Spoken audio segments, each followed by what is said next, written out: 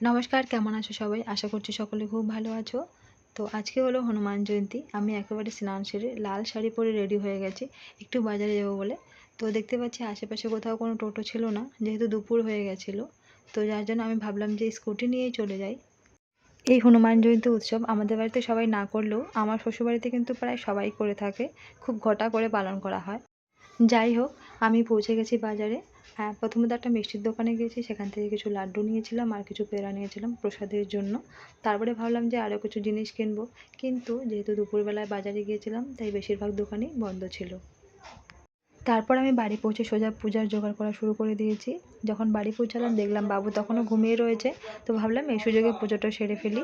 তো একটা থালার মধ্যে সমস্ত কিছু সাজিয়ে নিয়েছি ভালো করে। এখানে লাড্ডু রয়েছে, পেড়া রয়েছে আর একটা প্রদীপ জ্বালিয়ে নিয়েছি, সাথে কিছু ফুলও রয়েছে।